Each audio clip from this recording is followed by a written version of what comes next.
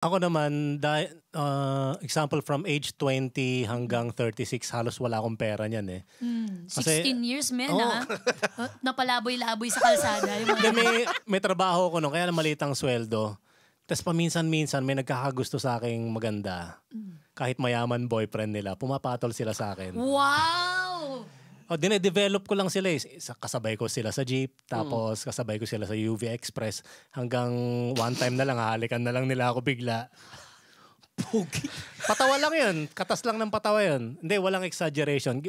Kasi ano yun eh, parang munestra ko rin sa utak, i-develop ko tong babaeng ito. Na mahulog sa'yo dahan-dahan. Mahuhulog ka sa akin dahan-dahan. Ako'y isang kumunoy. Wala ka ng pag-ahon na magaganap. Meron din naman nakakawala na siguro mataas standards niya. So, okay lang sa akin yun.